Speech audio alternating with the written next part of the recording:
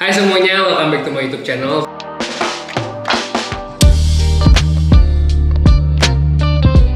Baik lagi sama gue Jeremy Owen dan di sini sekarang ada Widya.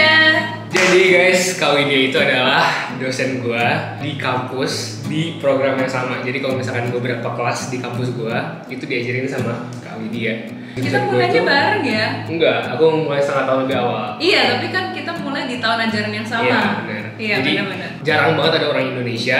Kayaknya waktu itu cuma aku sendiri yang orang Indonesia. Orang Asia aja jarang.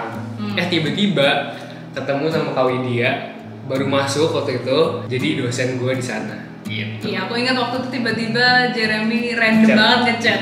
Ngechat. Ngechatnya Instagram lagi. Iya, Instagram. Bisa aja ya ketemu. Soalnya lagi ngeliat jadwal, terus ketemu Widya Iswara nih. Oh, Indonesia banget nih. Pasti orang Indo gitu. Langsung ya. ngecek, langsung beneran ternyata. Oke guys, tapi kali ini kita bakalan ngomongin tentang kerja jadi dosen di Belanda itu kayak gimana, tips dapet kerja di Belanda, dan kita juga bakalan ngomongin tentang perbedaan pendidikan Indonesia dan Belanda. Mulai dari yang pertama Kak, kenalin diri dulu deh. Namaku lengkapnya Widya Priesti Swarani, tapi singkatnya panggil aja Widya. Asalnya dari Surabaya, jadi aku tentu saja bisa bahasa Jawa. Terus udah sekitar hampir 5 tahun tinggal di Belanda. Dan sekarang kerja di kampus Avans University of Health Sciences di Kota Breda, Belanda, sebagai dosen di program Environmental Sciences for Sustainable Energy and Technology.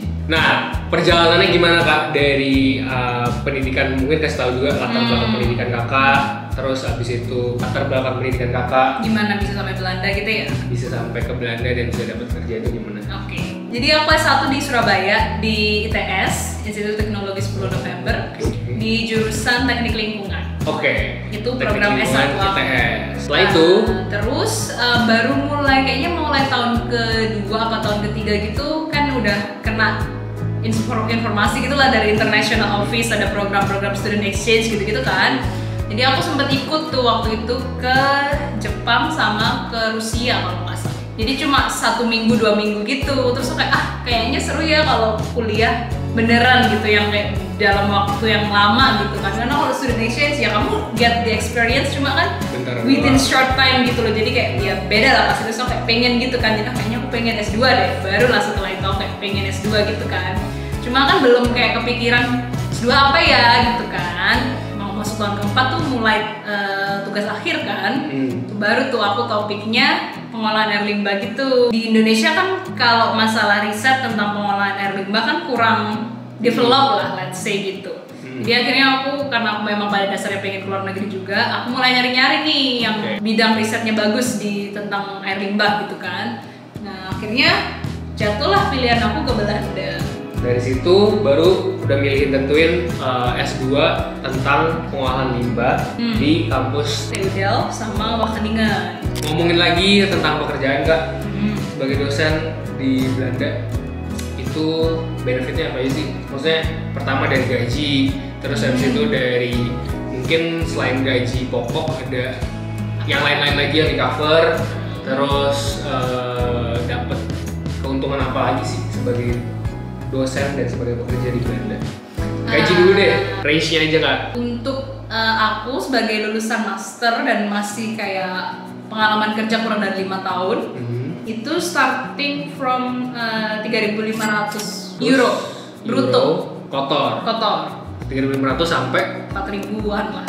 Berarti fresh graduate sekitar 3.500 sampai 4.000 euro per tahun. Per bulan. Per tahun. Kotor per bulan. maaf per bulan itu berarti kalau dirupiahin sekitar 60 sampai 70 juta per bulan. Kotor. Harus bayar pajak lagi, pajak berapa sih Kak? Penasaran? Kisarannya gitu kan? Di sini tuh umumnya 30% pajaknya. 30%. Oke, 30% per bulan. Iya. Nah, habis itu selain gaji pokok ini dapat apa lagi Kak? Dapat bantuan untuk bayar asuransi, tapi nggak banyak juga sih, sekitar kayak diskon gitu dari kantor karena ya sebenarnya kantor kan wajib ya memberi bantuan asuransi ke pekerjanya. Terus ada diskon gym gitu juga, jadi kayak ya kantor kan take care kesehatan kita.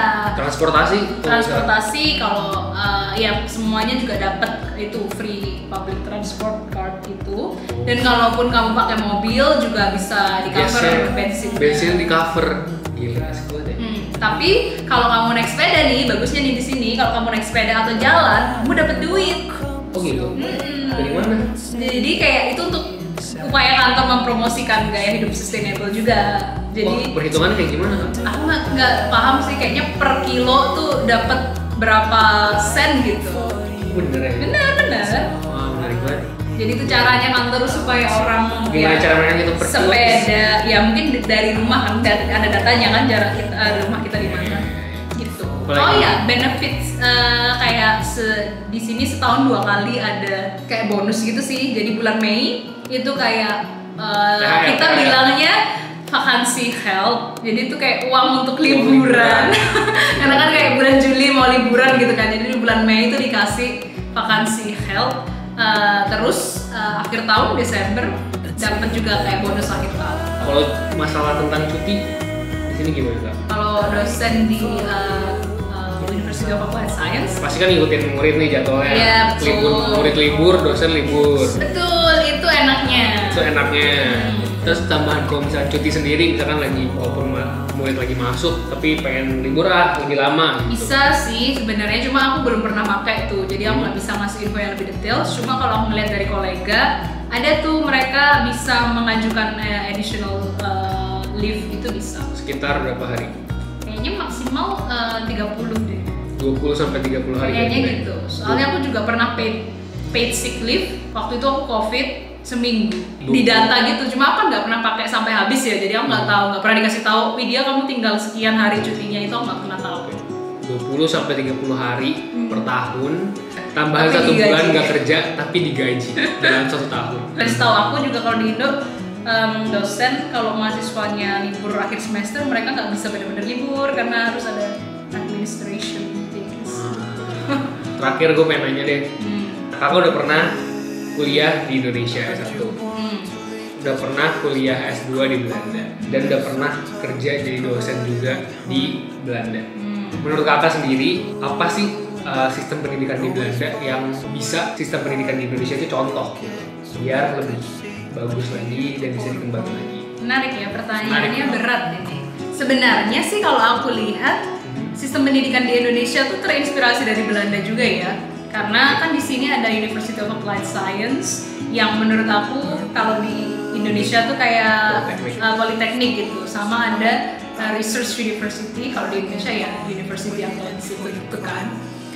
Jadi itu di looking at that tuh sebenarnya udah kayak terinspirasi dari Belanda gitu kan. Cuma kayaknya menurut aku di Indonesia tuh workload dosennya kayaknya besar ya, jadi kurang attention buat mahasiswanya gitu. Kayak satu dosen tuh bisa bimbing sampai 10 orang gitu. Sementara kalau di sini tuh ada batasnya gitu, maksimal 4. Grup jadi, kecil. Dan grupnya kecil. Jadi kayak lebih dekat gitu sih mahasiswanya sama dosennya. Jadi kayak dosennya juga bisa menghandle maksimal tuh berapa orang gitu. Dan lagi, cuma ini juga ada hubungannya sama pengadaan alat-alat gitu sih ya. Di sini kan alat-alatnya bener-bener bagus banget dan maju gitu kan. Fasilitasnya oke. Jadi itu sih yang kerasa banget bedanya waktu kalau aku S1 sama S2 tuh, karena alat-alat di lab jauh lebih canggih.